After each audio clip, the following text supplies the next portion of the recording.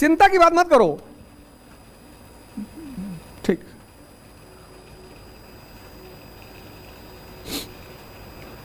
तब तुम्हें पता चलेगा, जब तुम इंटरेक्शन करते हो ना तो तुम्हें पता चलता है कि यार मेरी गलती कहां थी।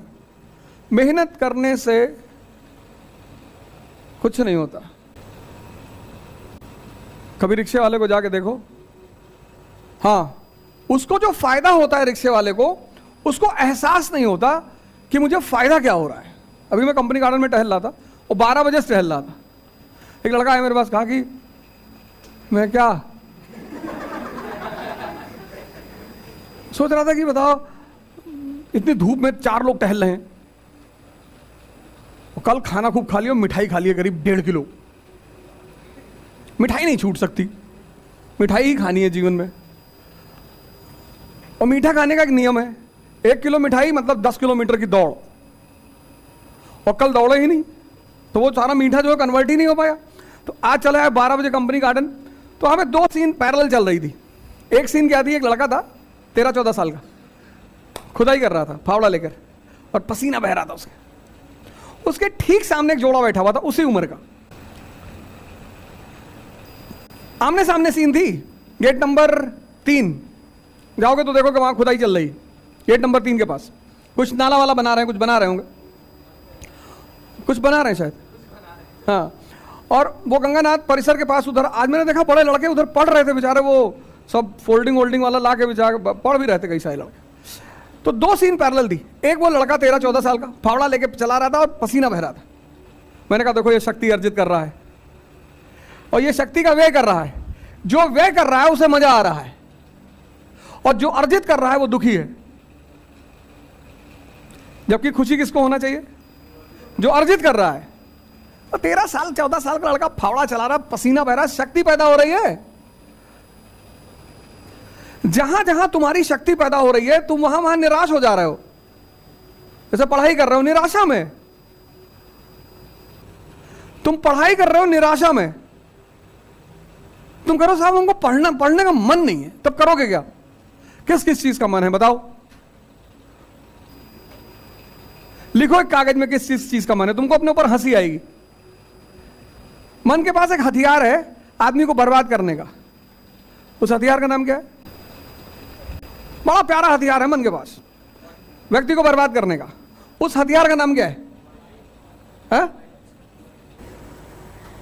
ये मन का हथियार है। इसे कहो योग करना है, कहेगा कल।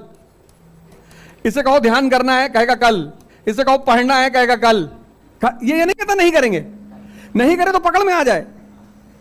तुम इसकी देखो शातिर बना, ये कहता ही नहीं कि नहीं करना है, कहता करेंगे कल, और कल आता नहीं। जिस कल का तुम इंतजार कर रहे थे वो आज है। तो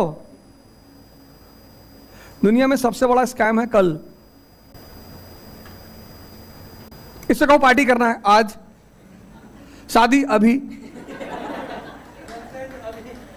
कुछ चीजों के लिए तुरंत तैयार है, तुरंत बस अभी करा दो भैया। अगर तुमने इस चीज को रिवर्स कर दिया कि आज पढ़ेंगे कल पार्टी करेंगे, जैसे कि तुमको कल पे टलवाता है ना, तो जिन चीजों को ये तुमको कल पे टाल रहा है तुम उससे कहते हो कि नहीं आज पढ़ ले 4 घंटा, और इसको तुम छोटे छोटे टारगेट दिया करो। इसकी एक और दूसरी कमी ना बन, ये बड़ा टारगेट बनाता है, कहता कल जो है सुबह 8 बजे से 12 तो कम है, कहेगा सुबह 8 बजे से 7-8 बजे रात तक तो खींच देंगे, पढ़ेंगे नहीं, खींच देंगे। और इतना तुम्हें अंदर से उत्साहित रखेगा कि कल सब तुम्हारा खत्म करवा देगा। और जो सुबह 8 बजे का कहेगा बारिश हो रही, गेहूं फसल खराब हो गई, किसान बेचारे परेशान हैं। जितनी मन की शांति बढ़ेगी उतनी नींद कम होती जाएगी। नींद का मन से बहुत गहरा संबंध है। इसलिए जब घर में किसी की मृत्यु हो जाती है तो नींद नहीं आती। अगर मृत्यु में भी किसी को नींद आ जाए तो या तो वो पागल है,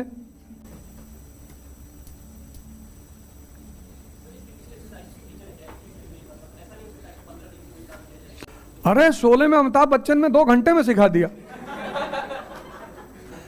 वो कहती नहीं हेमा मालिनी, धर्मेंद्र कहता नहीं हेमा मालिनी से, तो पूछती है कि तुम मुझे कितने दिन में सिखा दोगे?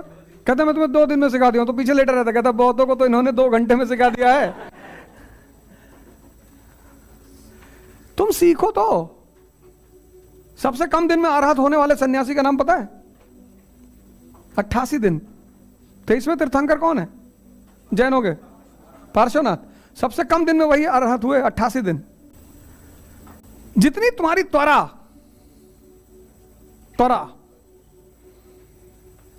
उतनी जल्दी तुम सीख जाओगे। कुछ लोग साइकिल सीखने में 4 साल लगाते हैं, कुछ लोग 4 दिन में सीख गए।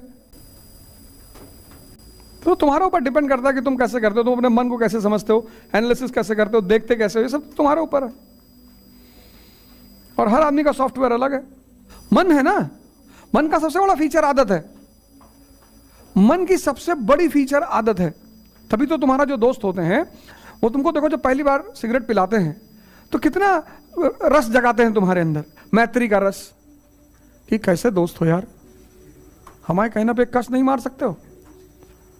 फिर वीर रस कि जवानी, कैसे तुम्हारे अंदर रस पैदा कराते हैं। फिर तुमसे कहा कि तुम जौनपुर का ठाकुर हो, बताओ, लानत है तुम्हारे ऊपर यार।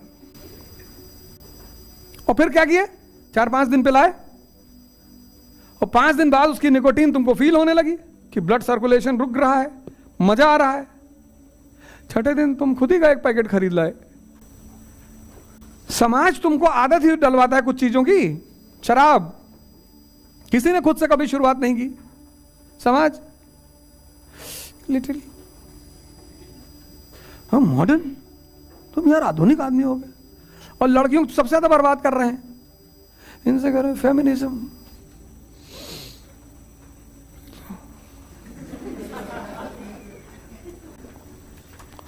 कुछ बोल दो तो लोग नाराज हैं कि मास्टर सामंती मानसिकता का है, तो कुछ बोल भी नहीं सकते, सिर्फ इशारे में बात। तो तुम देखो जितनी भी चीजों की तुम्हारे पास आज जो तुम कर रहे होगे आदत ही है, आदत है। तो यही तो मैं कहता हूं कि अगर सिगरेट पीने की आदत पड़ सकती है तो पढ़ने की क्यों नहीं पड़ सकती? आदत ही तो डालनी है। आदत और संगत, बैठो, संगत पर विशेष ध्यान रखो। नशा, तुम्हारे अंदर अगर नशा नहीं है तो कंसिस्टेंसी कोई बाहर, नशा मतलब ये थोड़े बाहर का 2 बोतल पी लिए। डॉक्टर अंबेडकर को नशा है। कंसिस्टेंसी का मतलब कष्ट दो अपने आप को।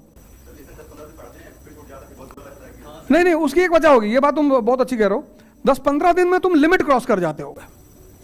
कुछ लोगों की आदत है ना, वो जैसे कल मैंने बताया, कल जो मैंने भोजन किया तो लिमिट क्रॉस कर गया मैं, बाटी चोखा खा लिए।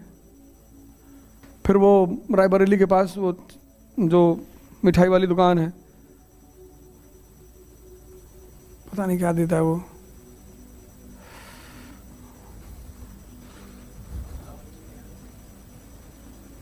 अरे कोई मिठाई है बड़ी फेमस यार वहां, वो सब चंद्रकला, चंद्रकला चमचम